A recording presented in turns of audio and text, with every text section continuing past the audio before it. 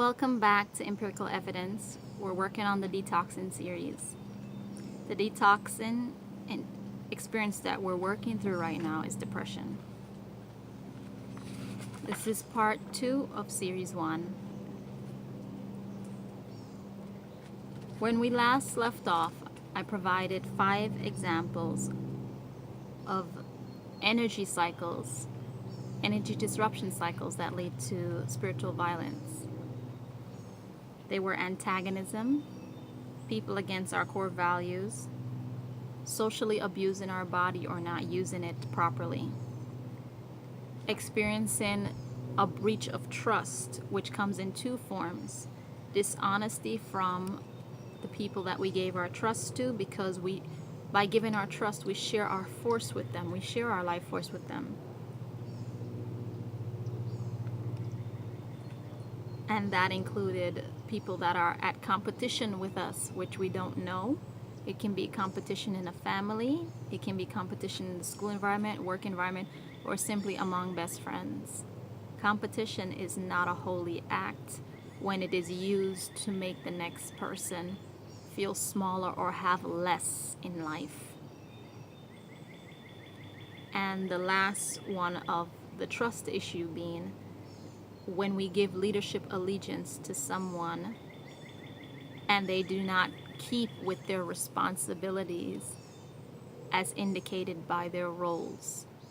When they break the responsibilities, which is to break a sacred contract that they have with the people, whether it be the people being the neighbor, the wife, the husband, the best friend, or the community.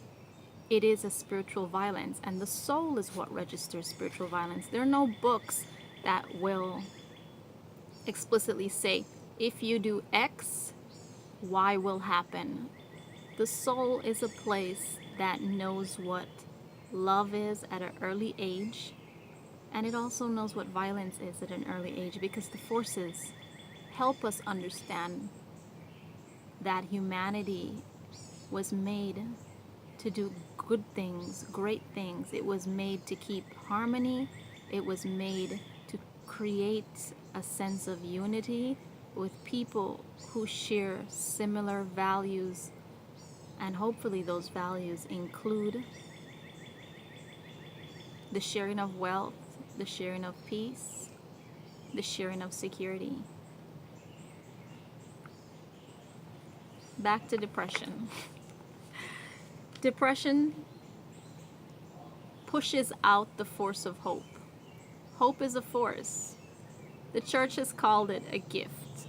If that's the language you prefer, that's fine. But if you're a scientist, you'll recognize that hope is also an energy.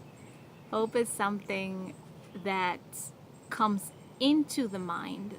It comes into the heart. It's a piercing energy. And it's not something you develop on your own. It comes from somewhere, doesn't it? You don't cultivate hope on your own. Just like you don't cultivate faith on your own and you don't cultivate love on your own. It comes from forces. Forces that are working for our good. Our mind is changed chemically when depression sets in, when there's too much oppression around us. The energy of optimism and childlike hope is turned off if you understand it better that way. The off switch of self-love is what takes over. So spiritual violence that is not tamed externally pushes against the force internally within us. It turns off the off switch of hope, and when hope dies, self-love dies. We can't allow self-love to die. Self-love is the seed of the spirit that allows us to reach our God-like energies, not to become God, God-like energies, which means our highest potential, or in social work terms, self-actualization. We all desire a form of self-actualization. We're all seeking it. It is natural to look for your self-actualization. Who you're meant to be, your purpose, how can you give to the world, and how can you receive? Who are your communities? That is self-actualization. When energy shut down, occurs in depression, there's no telling how long the soul will take to repair. A depressed soul is an injured soul. It has become so injured by social life that the energy field is off balance.